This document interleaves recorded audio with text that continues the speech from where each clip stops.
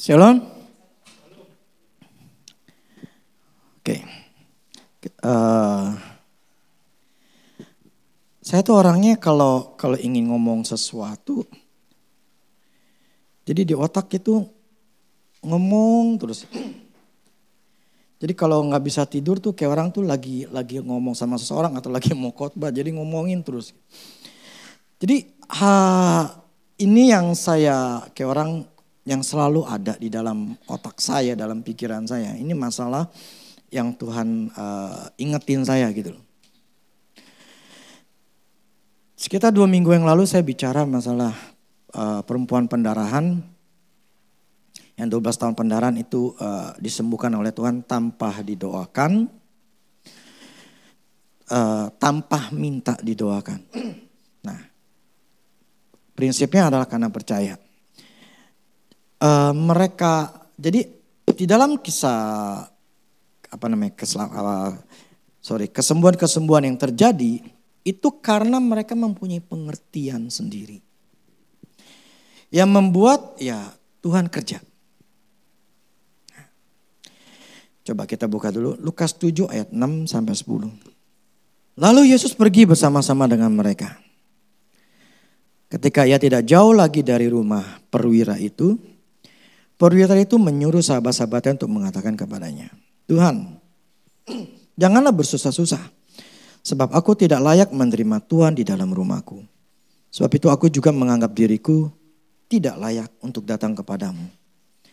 Tetapi katakan saja sepatah kata, maka hambaku itu akan sembuh. Sebab aku sendiri seorang bawahan dan di bawahku ada pula prajurit. Jika aku berkata kepada salah seorang prajurit itu, pergi, maka ia pergi. Dan kepada seorang lagi, datang, maka ia datang. Ataupun kepada hambaku, kerjakanlah ini, maka ia akan mengerjakannya." Setelah Yesus mendengar perkataan itu, ia heran akan dia. Dan sambil berpaling kepada orang banyak yang mengikuti dia, ia berkata, "Aku berkata kepadamu, iman sebesar ini tidak pernah aku jumpai sekalipun di antara orang Israel." Dan setelah orang-orang yang disuruh itu kembali ke rumah, didapatinya hamba itu telah sehat kembali. Oke, kita ini sudah sering dan saya pernah khotbahkan.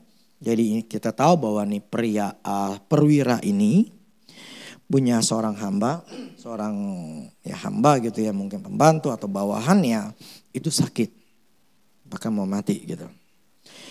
Nah, dia tuh dengar Yesus ini bisa nyembuhin. Padahal dia orang ini bukan orang Israel, ya tanda kutip lah, seorang kafir gitu loh, dari kalangan orang dari bangsa di antara itu dia bukan seorang Israel. Jadi orang ini adalah orang kafir. Istilahnya begitu gitu. Tapi dia dengar bahwa Yesus itu bisa melakukan sesuatu. Sama seperti yang kemarin 12 orang pendarahan ini, perempuan ini dia mendengarkan Yesus itu punya kuasa. Nah, perwira ini ketika dia mendengar bahwa Yesus itu punya kuasa dan ketika dia minta kepada orang Israel, para orang Farisi segala macam supaya si Yesus ini bisa nyembuhin atau datang ke rumahnya. Tapi ketika tengah jalan Tuhan ini lagi jalan, tapi disuruhlah orang lain untuk bilang nggak usah dah gitu, cuma ngomong aja gitu loh. Nah, di sini yang saya tekankan sepatah kata saja, katakan, tetapi katakan saja sepatah kata, maka hambaku itu akan sembuh. Kenapa dia bisa ngomong seperti itu loh? Jadi dia cuma hanya ngomong aja gitu loh. Dia minta cuman Yesus itu cuma ngomong aja. Gak perlu datang, cuman ngomong aja nanti sembuh.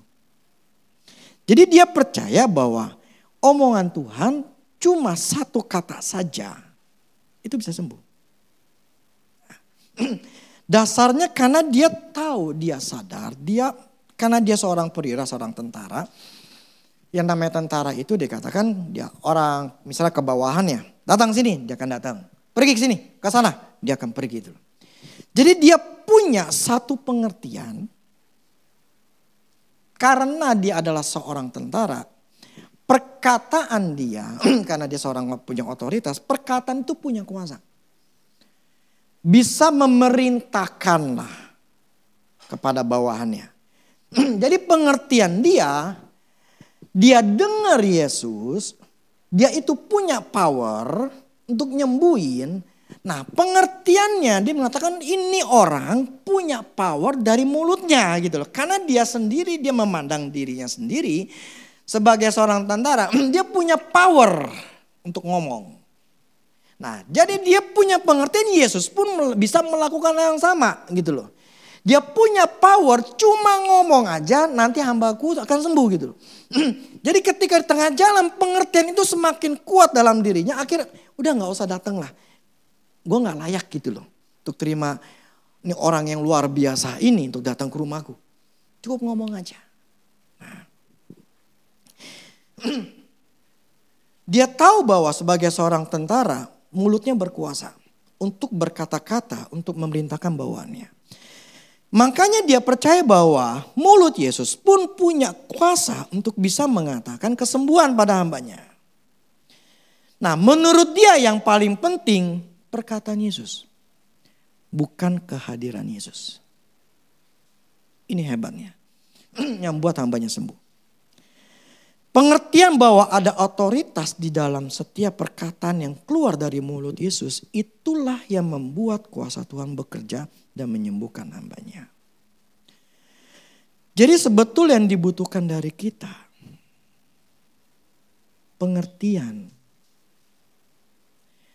Bahwa perkataan firman Tuhan yang ada di dalam Alkitab itu punya kuasa.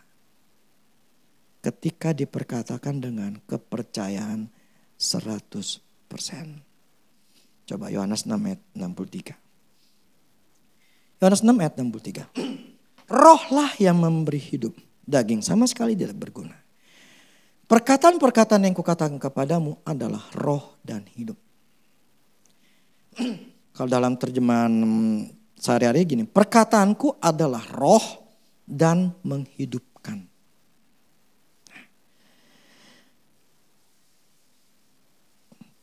Oke langsung buka ya dah. Amsal 18 ayat 21. Amsal 18 ayat 21. Hidup dan mati dikuasai lidah. Siapa suka menggemakannya akan memakan buahnya. Oke. Saya ngomong masalah dulu Yohanes 6 ayat 63. Perkataanku adalah roh dan hidup. Saya ingat begini. Di tahun 2004 saya tahu dunia roh. Kemudian saya bereksperimen di dalam dunia roh. Yang saya maksud begini, saya nggak bisa ngeliat dalam dunia roh seperti apa. Tapi saya punya pelihat, waktu itu si Yoki yang lihat. Jadi saya bereksperimen gini. Saya tahu di tangan saya ada kuasa. Saya tahu ada api di tangan saya. Cuman kadang-kadang saya nggak bisa ngeliat. Jadi saya ngomong begini, coba lihat di tangan saya ada apa. Dia bilang ada api. Oke, saya katakan dalam nama Yesus api ini makin besar. Nah, jadi seperti ya kalian tahu seperti kompor tuh ada apinya kayak gimana. Kurang lebih kayak gitu. Saya katakan dalam nama Yesus besar, makin besar. Makin besar lagi gitu loh. Kelihatan di alam roh saya dikasih taunya seperti itu. Sekarang jadi bola api. Bentuknya bola. Jadi akan jadi seperti bola api. Nah, saat ini dalam nama sinar. Tercipta sinar. Ada sinar di tangan saya. Jadi setiap apa yang saya katakan, persis itu terjadi yang sesuai saya omongin. Saya bilang semakin gede. Jadi sinar. Seperti bola. Seperti bola basket gedenya. Seperti bola basket gedenya. Dan kemudian saat ini dalam nama aku lemparkan. Pus. Nah bola yang seperti api itu terlempar. Jadi kalau Yesus berkatakan perkataanku adalah roh. Nanti saya akan jelaskan. Itu hidup. Artinya gini. Ada perkataan-perkataan dalam diri kita ketika kita omongin itu terjadi. Nah, setiap kali saya ngomong seperti ini setiap orang maksudnya hamba Tuhan yang berkhotbah. Nah, dulu saya pernah tanyakan gitu, apa sih yang keluar dari mulut saya gitu. Atau ketika pernah ada hamba Tuhan yang pernah datang sini kan, ketika dia mengucapkan doa berkat. Nah, waktu itu yang Pak Feki ya, apa sih yang terlihat di alam rohnya? Nah, ketika terlihat alam rohnya dia doa berkat, itu seperti air yang turun. Gitu loh. Seperti air yang turun. Nah, itu memberikan kesejukan bla bla segala macam. Nah, ketika sedang saya berbicara khotbah seperti ini yang keluar dari mulut saya itu ada seperti tulisan kata-kata. Nah, kalau saya berkata-katanya agak keras, itu bentuknya seperti pedang. Di alam rohnya ya, bentuk pedang. Nah, makanya kadangkala kalian akan merasa tertusuk. Makanya waktu di YouTube ada yang mengatakan bahwa ketika dia mendengar itu saya tertusuk. Karena ketika saya berkhotbah ada kata-kata firman itu yang seperti pedang yang tiba-tiba tuh keluar terus nusuk gitu loh. Nah, itu di alam rohnya apapun yang kita katakan itu bisa terjadi. Nah, kenapa? Ada dasarnya. Yang saya katakan begini. Perwira ini ngerti bahwa di mulut Yesus ada kuasa. Jadi ketika dia ngomong, keluar dari mulut Yesus itu gitu loh. Itu akan nyembuhin hambanya. Jadi dia punya sebuah bayangan, sebuah imajinasi yang muncul di dalam pikirannya. Yesus ngomong satu kata aja, sembuh. Nah, jadi gini, perempuan 12 pendarahan punya bayangan, punya imajinasi. Ketika gue pegang, gue sembuh.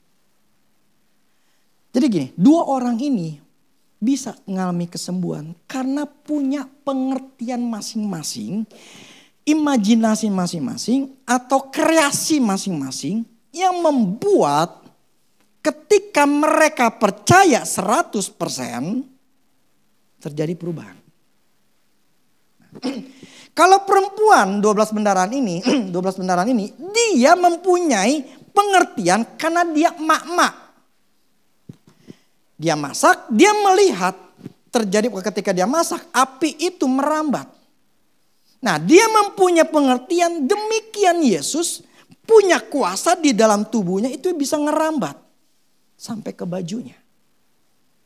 Sehingga dia berkata, gua pegang itu kuasa yang di badan itu juga tetap ada di bajunya. Makanya dia bisa megang, gue sembuh. Nah, yang perwira ini dia mempunyai pengertian karena dia bukan emak-emak, tapi dia adalah seorang perwira. Seorang punya otoritas. Sehingga dia punya pengertian kalau Yesus ngomong aja pasti sembuh. Nah, yang saya maksud gini, ini kreativitas atau pengertian yang membuat mereka mengalami perubahan. Tapi didasari dengan kepercayaan 100%. Yang hari ini saya akan bicarakan masalah mulut, perkataan.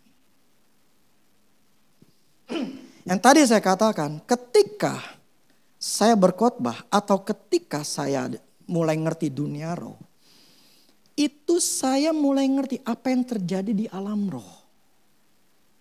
Karena alam roh itu lebih real dibandingin alam jasmani. Tidak ada sesuatu yang terjadi di dalam dunia nyata sebelum terjadi dalam dunia roh. Dulu saya nggak ngerti. Alam roh kan nggak kelihatan. Loh, kenapa lebih real? Nah, karena saya belajar begini ya sama Tuhan. Ya ada hamba Tuhan tulus sekali, tapi setelah itu saya belajar sendiri plus sama dengan pelihat. Itu membuat saya makin ngerti gitu. Bahwa memang dunia roh itu lebih real dibandingin dunia jasmani. semua apapun yang saya katakan itu terjadi gitu loh. Di alam rohani itu terjadi. Jadi ketika saya dalam peperangan rohani, saya nggak ada ketakutan. Kenapa? Karena saya tahu ketika saya ngomong terikat, itu setan terikat. Gak mungkin enggak. Dulu waktu si Manuel waktu kemarin pulang dari Taiwan, nyata dia mulai bisa ngelihat. Nah ketika mulai bisa ngelihat, saya ajak dia di perumahan saya kan ada kali di bawahnya gitu ya. Tapi ya masih 5 meteran lah. Saya ajak dia di kali itu kan namanya kali itu banyak ada jin segala macam gitu ya. Saya ajak dia. Oke Manuel kamu lihat. Pas dia lihat ada tuh Pabi. Kayaknya perempuan. Rambutnya panjang. Oke itu kuntilanak. Saya ngomong gini. Kamu perhatiin. Dalam nama Yesus terikat. Apa yang kamu lihat? Iya itu kuntil ya. Pokoknya perempuan gitu ya. Gak bisa gerak. Tadi dia gerak tapi gak bisa gerak. Oke kamu lihat nih. Dalam nama Yesus hancur. Nah apa yang kamu lihat? Bus hilang, hancur. Pokoknya hilang aja dibilang gitu. Nah yang saya maksud begini. Saya untuk ngajarin dia bahwa pertama untuk melatih mata rohnya. Kedua juga supaya dia tahu apa yang terjadi di alam roh. Nah yang saya ingin katakan begini. Mulut kita. Apapun yang kita katakan. Di alam rohnya itu terjadi.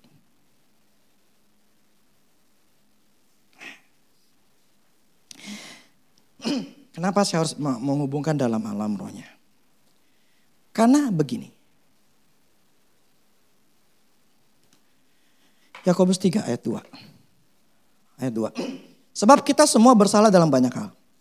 Barang siapa tidak bersalah dalam perkataannya, ia adalah orang sempurna. Yang dapat juga mengendalikan seluruh tubuhnya. Kemudian ayat 5. Demikian juga lidah. Walaupun suatu anggota dari tubuh, namun dapat memegahkan perkara-perkara yang besar. Terus ayat 8 sampai 12 ya. Lihatlah betapapun kecilnya api. Ia dapat membakar hutan yang besar. Tetapi tidak seorang pun yang berkuasa menjinakkan lidah. Ia adalah sesuatu yang buas, yang tak terkuasai dan penuh racun yang mematikan. Dengan lidah kita memuji Tuhan, Bapa kita. Dan dengan lidah kita mengutuk manusia yang diciptakan menurut rupa Allah. Dari mulut yang satu keluar berkat dan kutuk. Hal ini saudara-saudaraku tidak bolehlah demikian terjadi.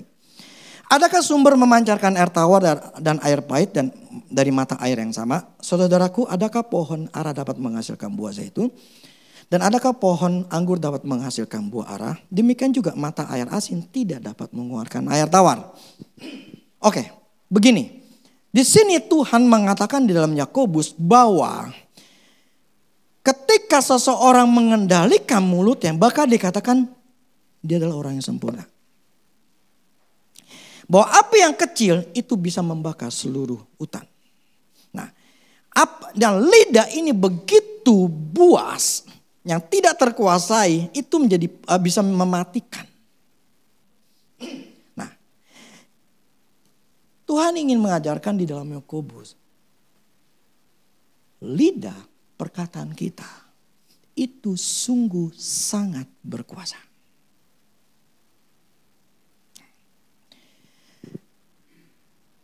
Terus kemudian saya bertanya sama Tuhan begini.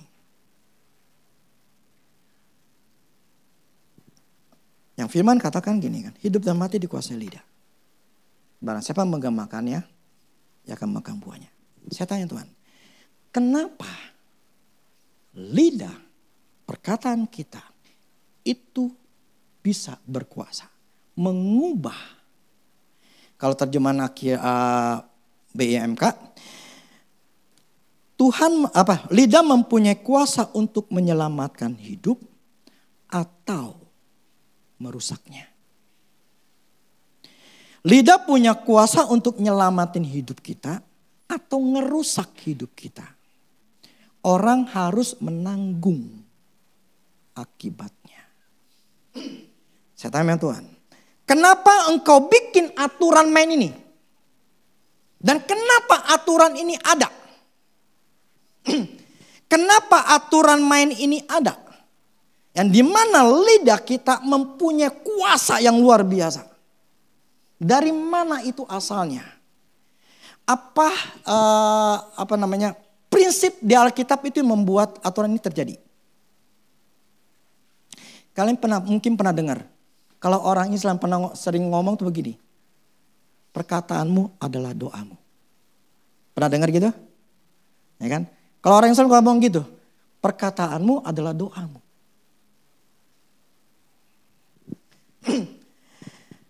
Nah, Tuhan kasih saya gambaran begini. Kasih saya jawabannya. Kenapa aturan main ini ada? Pertama gini. Kita ini manusia. Manusia ya. Nggak ada istilah Kristen. Nggak ada istilah Islam. Pokoknya namanya manusia adalah manusia. Kita ini diciptakan serupa dan segambar dengan Tuhan. Akibatnya, karena kita diciptakan serupa dan segambar dengan Allah, artinya kita ini punya mata, punya telinga. Allah punya mata, punya telinga, punya badan. Akibatnya apa yang dimiliki oleh Allah, dimiliki oleh manusia. Itu pertama. Karena kita diciptakan serupa dan segambar apa. Yang kedua, ketika Allah menciptakan langit dan bumi, pakai apa? Pakai perkataannya. Dia, Allah cuma ciptain cuma satu yang pakai benda. Yaitu manusia, debu dan tanah. Yang lain, langit dan bumi, binatang, semuanya pakai perkataan. Cuma pakai mulut, jadilah langit, ya kan. Akan dari air akan keluar binatang lah, bal-bal segala macam lah. Cuma manusia dikatakan dia menciptakan. Berarti Tuhan tuh bikin dulu gitu dari debu dan tanah. Dia bikin, kemudian dikasihlah nafas kehidupan. Nah. Jadi aturan main ini yang kedua adalah cara Tuhan membuat bumi dengan mulut itu menunjukkan kuasa penciptaannya ada di dalam mulutnya. Dan karena manusia diciptakan serupa dengan segambar dengan Allah, maka kuasa penciptaan itu juga ada di mulut manusia.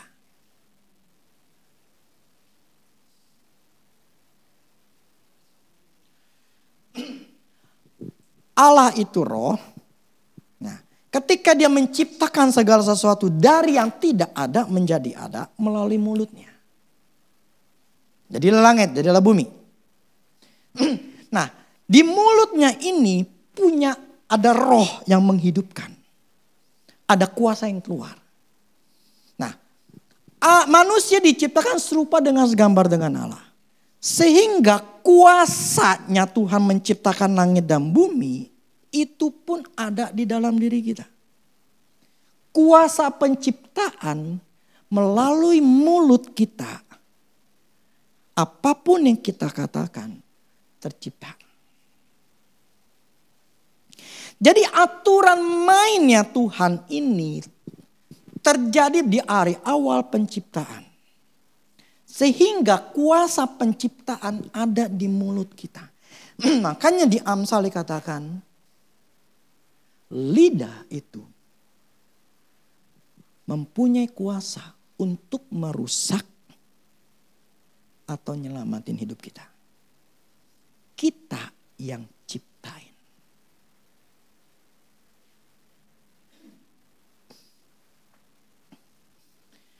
Kuasa penciptaan ada di mulut kita.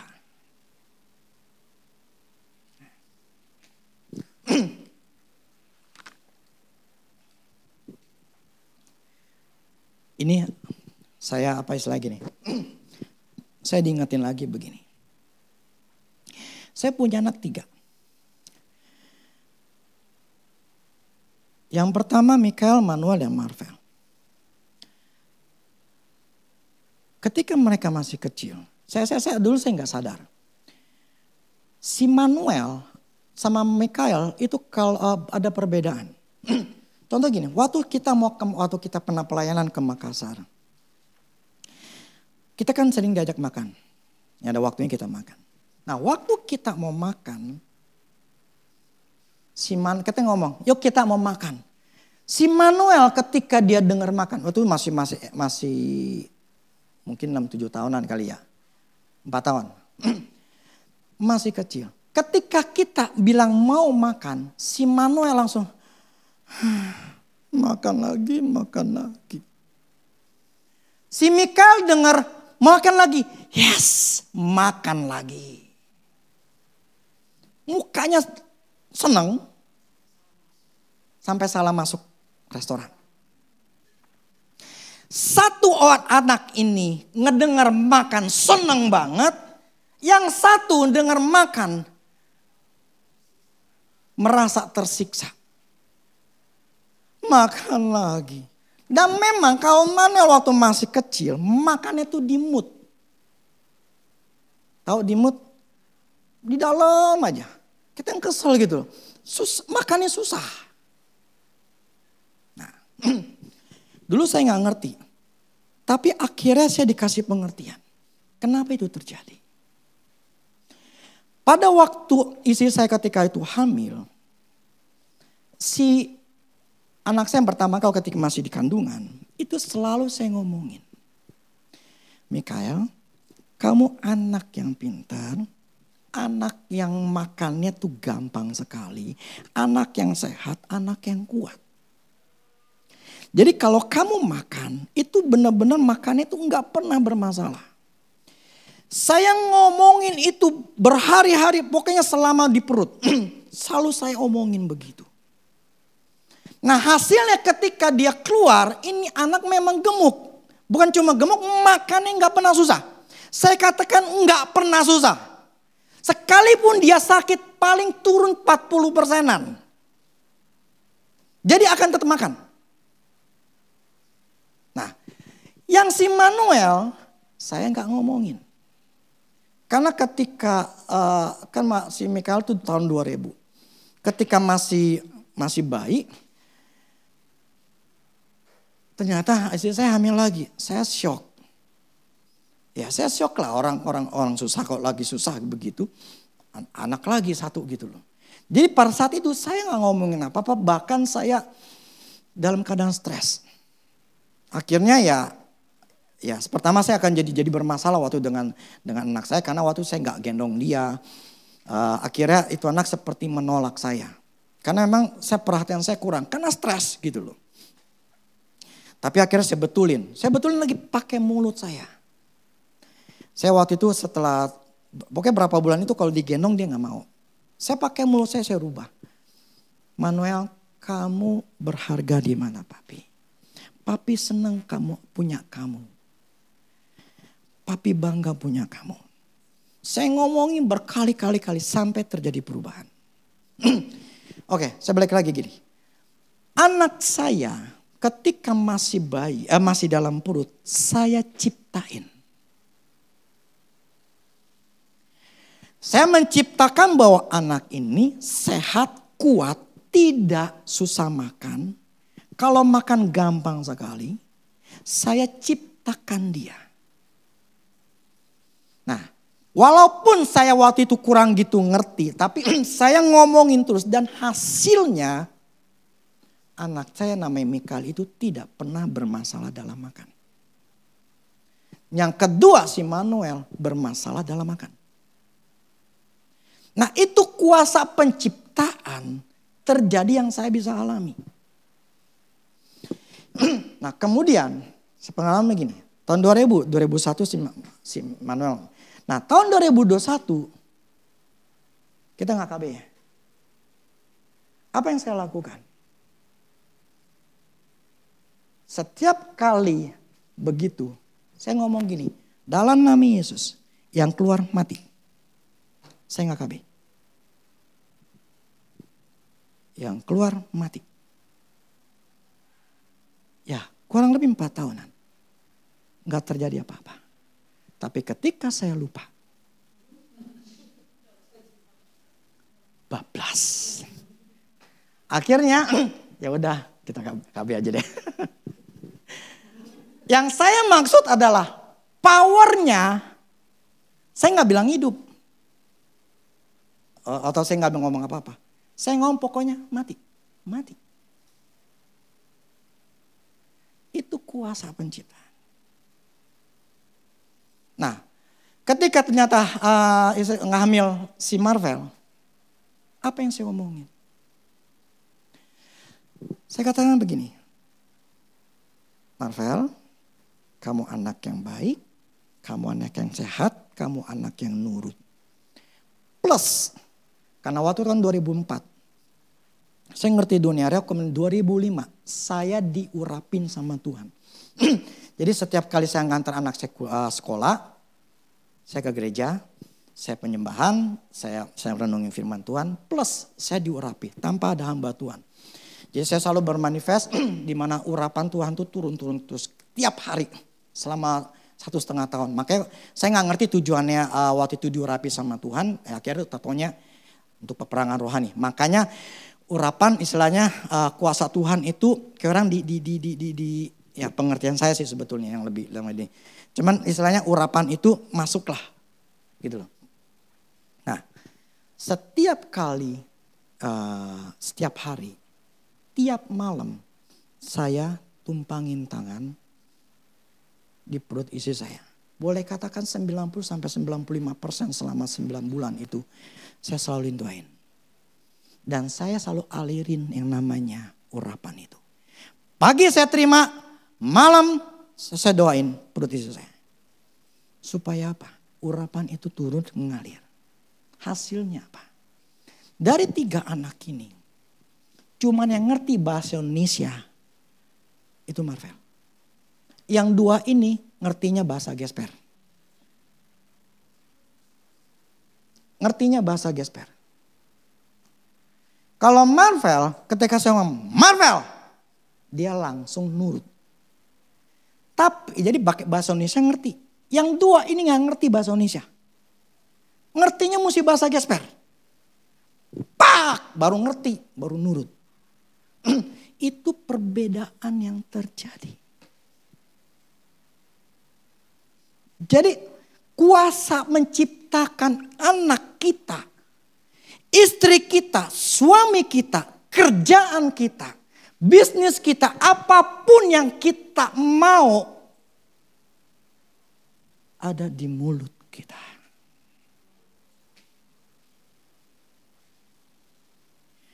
Ya, saya kasih pengalaman-pengalaman ini karena ada faktanya yang terjadi. Jadi yang membuat hidup kita mau selamat, mau rusak, bukan tergantung Tuhan. Tergantung mulut kita. Ngerti? Nah, kita seringkali lupa. Firman kalian gitu kan. Tidak ada ya pohon nanam pohon zaitun ya kan, dapatnya ya pohon toge ya. Pohon anggur ya pasti hasilnya pohon anggur, bukannya pohon ara. Demikian juga mata air asin nggak bisa mengeluarkan air tawar. Artinya apapun yang kita omongin yang positif, hasilnya akan positif. Nggak mungkin positif jadinya negatif.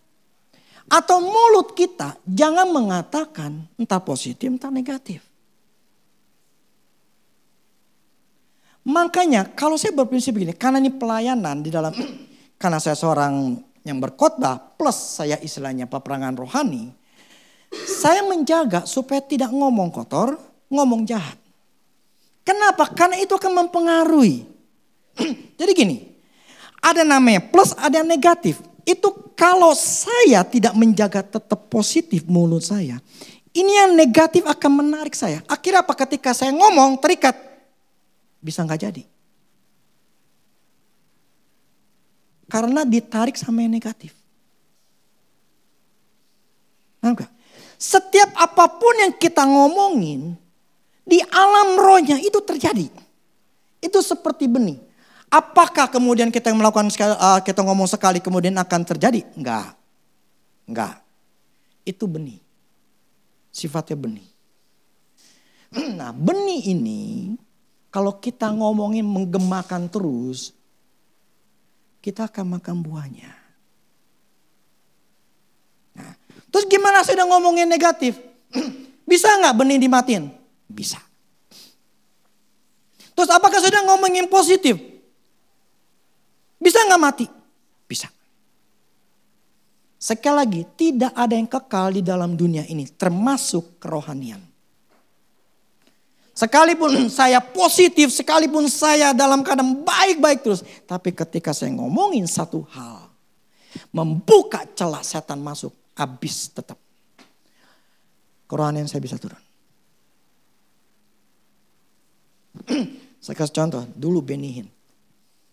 Dalam dunia roh tuh enak. Kita bisa tahu hamba Tuhan ini seperti apa tuh ketahuan.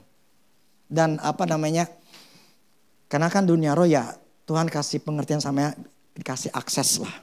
Untuk bisa dapat mengerti gini. Dulu benihin saya pernah bilang, oke saya pengen lihat benihin. Gak bisa kelihatan. Maksudnya dia seperti apa, pokoknya ketutup.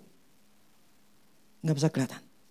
Karena rohani dia tinggi, urapannya tinggi. Tapi ketika waktu itu dia cerai. Saya bilang, dalam Yesus Tuhan bukain. Kalau memang bisa kelihatan. Kelihatan. Kerohanian yang tinggi, urapan yang tinggi. Ketika dia melakukan kesalahan, hancur, kebuka. Akhirnya saya bisa ngeliat dia. Tapi tujuan saya adalah untuk doain dia. Karena waktu dia cerai, saya doain supaya waktu itu sama istri saya. Untuk dia bisa balik lagi. Akhirnya sekitar sebulan 2 bulan akhirnya memang terjadi rekonsiliasi. Mereka akhirnya menikah lagi. Yang saya masuk gini. Apapun yang kita lakukan dengan mulut kita. Dan kita bertahan. Atau tetap mempositifkan. Itu akan terjadi. Tapi kalau kita tidak merubah. Yang selalu omongan kita negatif. Itu akan terjadi dalam hidup kita. Jadi hidup mati kita.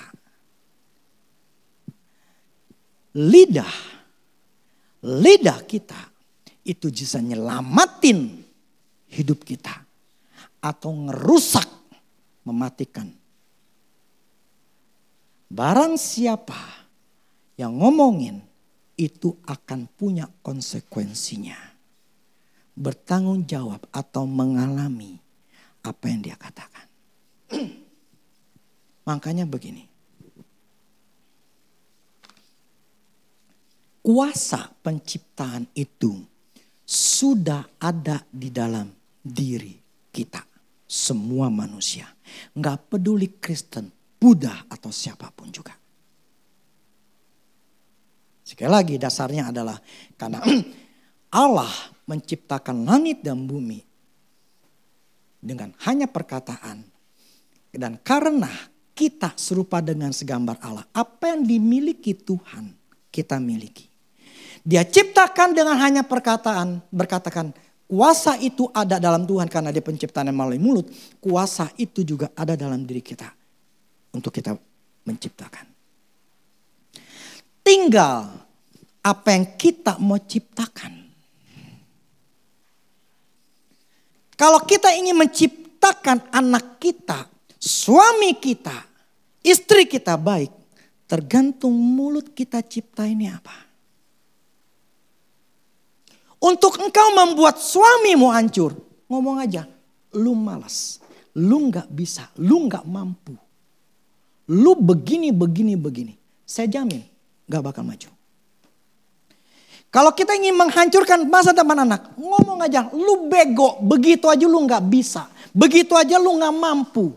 Gimana nanti udah gede? Lu gak bakal bisa. Terjadilah.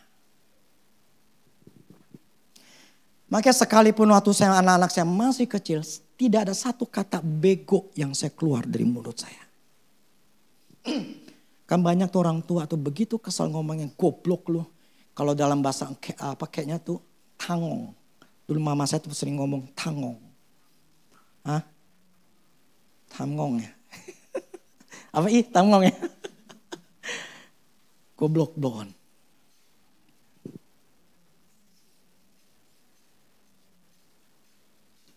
Sekalipun dulu saya ngajar anak saya waktu masih SD ya. Sekalipun saya keselnya anak gak ngerti. Saya paling cuma sentil.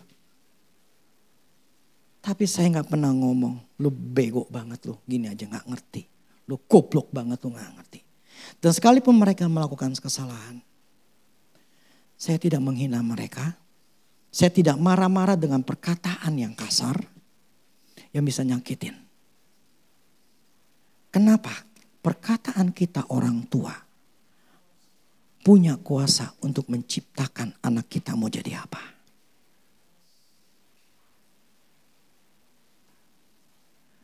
Karena kuasa penciptaan ada di mulut kita. Jadi ketika saya ngomong sama anak, saya akan selalu ngomong positif-positif. Kenapa? Tujuannya adalah supaya mereka ngerti. Sekalipun ada masalah atau apapun juga, jangan sampai keluar hal yang negatif. Kritikan atau mengiyakan hal-hal yang salah.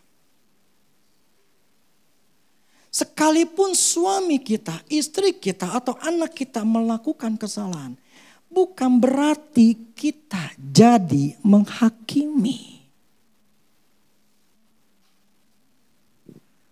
Bukan jadi kita malah menginjak, membuat semakin buruk. Tapi berharap berhasil, ya gak bakal bisa. Kita ngarepin suami berhasil tapi kita nginjak dia. Kita menghina dia, kita merendahkan dia. Ya gak bakal bisa lah. Satu sisi kita ngarepin berhasil tapi mulut kita berbeda. Makanya yang asin sama tawon gak bisa nyatu.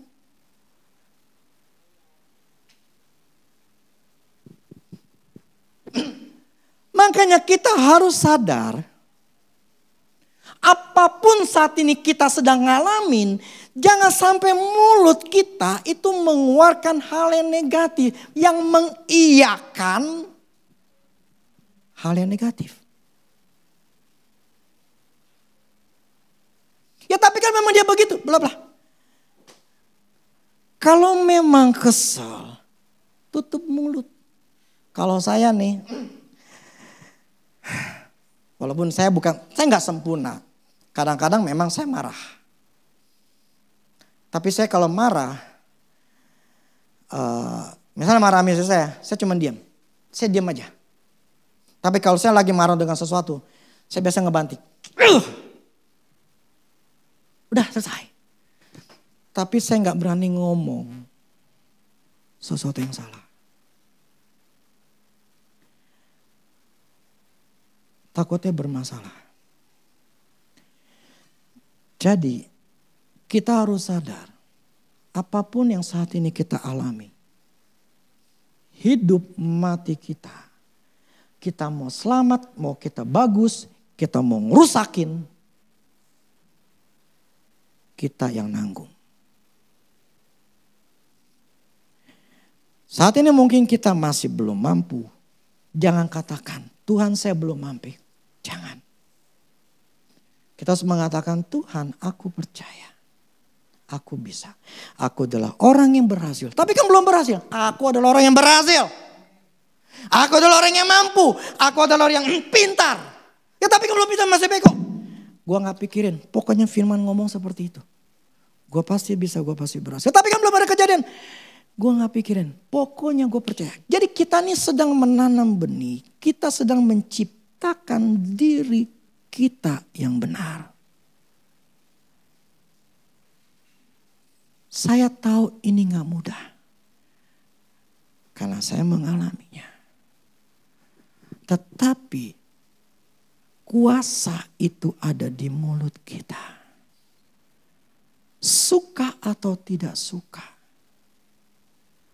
Kita harus ngelawan emosi kita, marahan kita, kekecewaan kita terhadap situasi kita, terhadap istri kita, suami kita, anak kita. Jangan sampai kita ngomong sembarangan.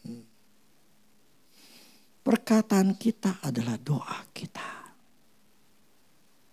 Terus gimana yang sudah kejadian? Ngomongin aku matikan dalam nama Yesus. Aku batalkan semua perkataan negatifku terhadap suamiku. Saya mau suamiku berhasil. Walaupun suamiku begini begitu, Tuhan, aku percaya Engkau mampu merubahnya.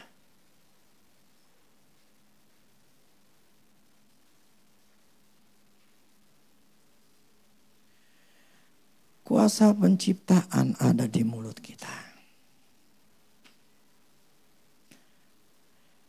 Ya, saya bersyukur saya punya pergaulan sama Tuhan itu.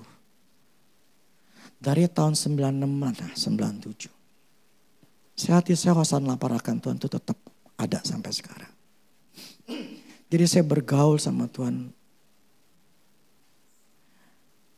cukup dekat. Sehingga saya tahu kesalahan dalam diri saya. Istilahnya saya sudah tercipta, sudah terbentuk, bukan tercipta, terbentuk dengan sifat karakter yang gak bagus. Penuh dengan ketakutan, penuh dengan segala macam. Tapi saya tidak mau itu terjadi di anak saya. Jadi saya menciptakan sesuatu yang benar untuk anak saya. Saya sudah terbentuk, saya harus berubah. Tapi anak saya belum kan. Masih bayi atau masih kecil. Saya membentuk dia. Supaya mereka tidak mengalami pembentukan yang jelek. Terus kalau yang sekarang sudah terjadi. Ciptainlah apa yang engkau mau. Karena kuasa penciptaan seperti Tuhan, demikian kita punya kuasa itu. Tuhan menetapkan di Amsal, hidup matimu gara-gara mulutmu. Hidup matimu, bagus jelek hidupmu. Tergantung mulutmu. Titik.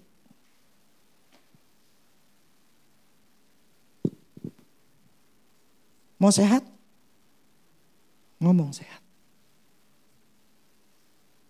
Mau mati cepat? Ngomong aja mati cepat. Bapak bapak gua matinya umur 55. Keturunan semuanya ngomongnya kurang lebih 50-an. Itu pada mati. Wah, ada kemungkinan gue bisa mati di umur gitu. Gue mesti jaga-jaga. Engkau menciptakan masa depanmu seperti itu. Engkau akan mati muda.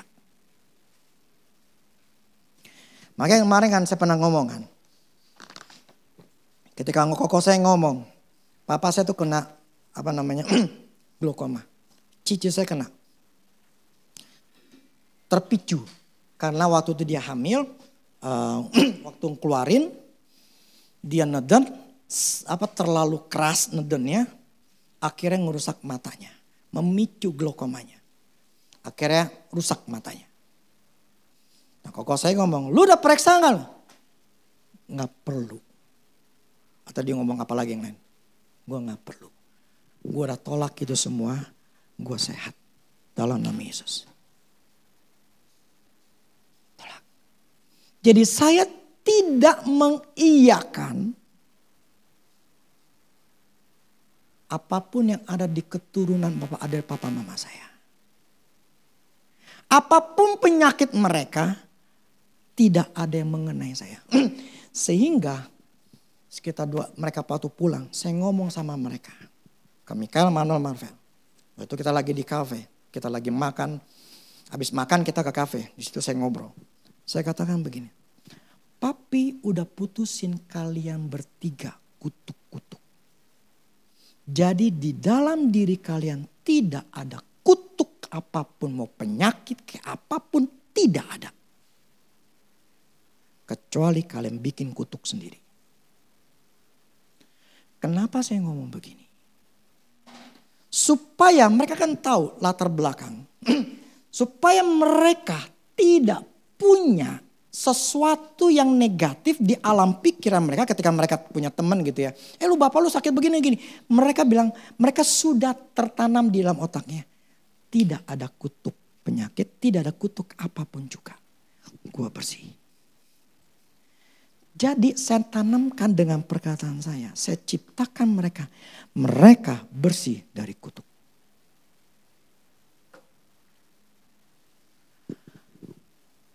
Karena yang membuat segala sesuatu. Karena perkataan mereka. Saya balik lagi. Perwira itu tahu. Dia mengalami kesembuhan. Karena dia punya pengertian. Pengertian dia. Karena dia tentara. Mulut yang berkuasa.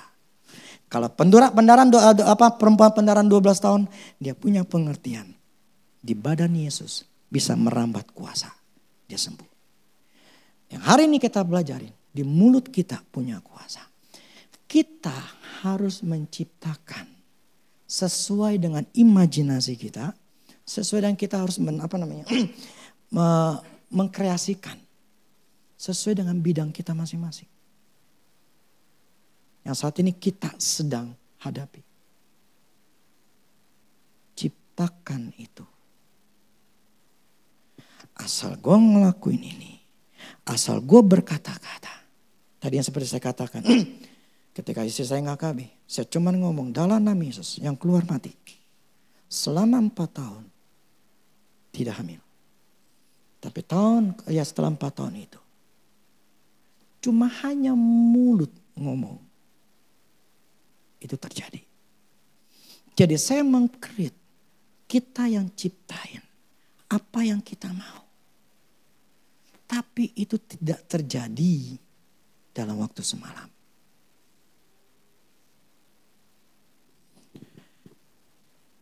Kita ngalamin apa nih? Kita masih susah, kita masih sakit, kita masih apa-apa. Jangan menciptakan hal yang negatif itu.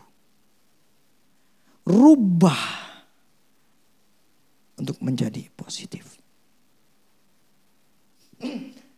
Sehingga kita harus mempunyai kreativitas di mulut kita.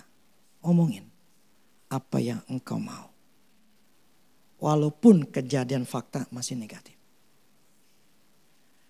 Itu yang saya lakukan sampai sekarang. Saya ngomongin hal-hal yang positif yang saya mau. Walaupun kejadian masih belum. Tapi saya ngomong. Dalam nama Yesus. Aku percaya. Bla bla bla bla sekarang. Karena firman-Mu Tuhan ngomong begini. Bla bla bla segala macam. Saya ngomongin. Saya memperkatakan apa yang saya mau terjadi.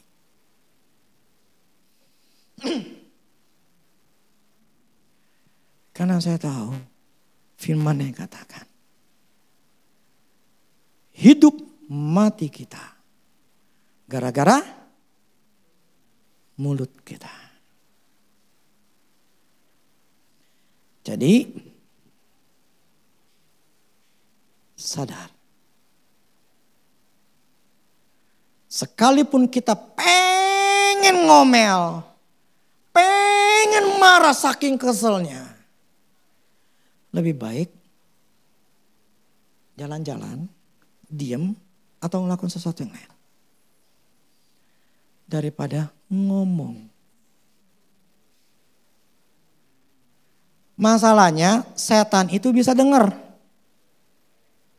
Ya. Setan bisa ngelihat kita nggak bisa ngelihat setan. Setan bisa ngedengar kita nggak bisa dengar setan. Jadi ketika kita ngomong, ditangkaplah sama dia. Dan itu dijadikan benih. Dan kita mengiyakan ngomongin itu benih, mengiyakan terus negatif. Terjadilah apa yang engkau omongin. Saya jadi ingat dulu istri saya punya teman. Yang selalu ngomong, pecahlah kepala gua. Gitu ya ngomongnya. Waduh bisa pecah nih kepala gua. Selalu ngomong-ngomong itu terus. Akhirnya terjadi apa? Kecelakaan terus kepalanya pecah. Dia menciptakan masa depannya.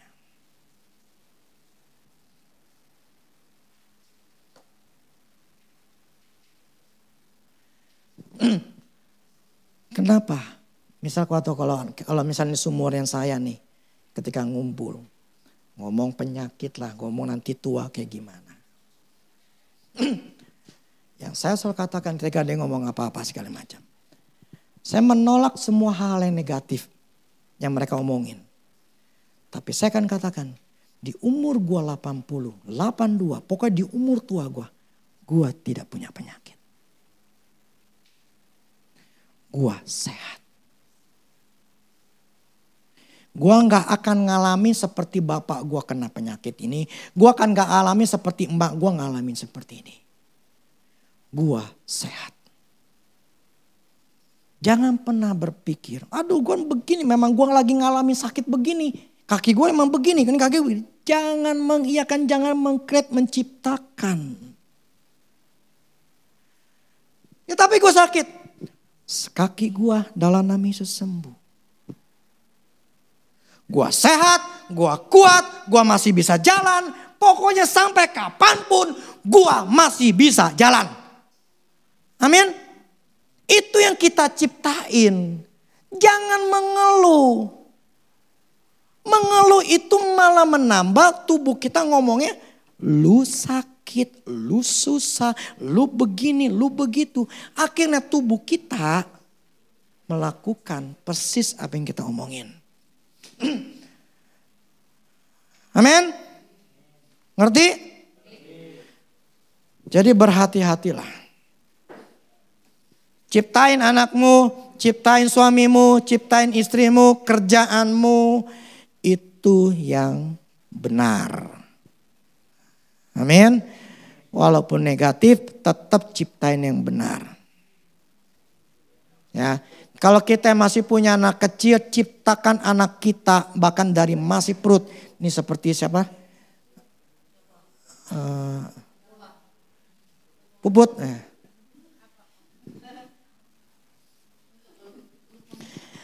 Itu bisa menciptakan seperti apa? Saya yakin itu, ya karena saya pernah punya pengalaman. Saya yakin itu terjadi. Sehingga saya punya 3 anak. Anak saya Peter, mereka lebih baik dibandingin saya. Semuanya lebih baik. Mau pelajaran, mau kepintaran, hal-hal yang lain, mereka lebih baik. Dan saya tidak mengalami namanya masa-masa pemberontakan di anak. Karena mereka remaja. Saya tidak ngalamin. Kemarin waktu saya pernah dengar si Andrew Wommack. Saya kaget juga. Dia pernah ngalamin. Anaknya memberontak sama dia. Anaknya ngobat. Ya memang akhirnya benar jadi yang benar. Ya saya nggak tahu apakah karena terlalu sibuk atau gimana. Tapi yang saya katakan begini. Kalau kita tidak mau susah nanti. Ya. Kalau kita nggak mau susah di hari tua. Ciptain dari sekarang. Ingat saya pernah ngomong. Saya melihat keluarga saya.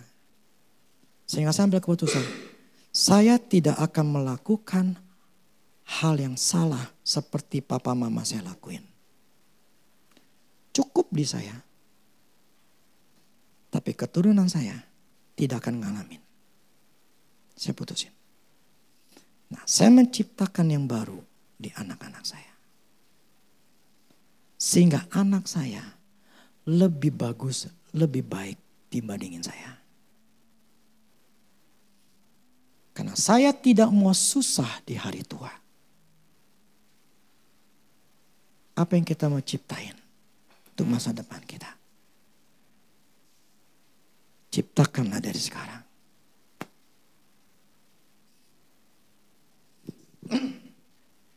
Dan ingat, ini tidak terjadi dalam waktu semalam. Saya doain anak saya dari masih perut. 95-10-95% akhirnya terjadi. Si Marvel yang saya urapin tiap hari. Apa efeknya? Enggak cuma karakternya bagus, tapi mukanya terang. Saya dulu pernah cek. Urapan dia jauh lebih kuat dibandingin saya. Terang dia lebih kuat dibandingin saya. Karena waktu doain dia masih pure, murni. Saya kan belum. Saya kan udah gede istilahnya. Semua yang kita mau lakukan terhadap anak kita akan selalu ada efeknya. Jadi jangan merusak anakmu, merusak pekerjaanmu, suamimu, istrimu, apapun juga dengan perkataanmu.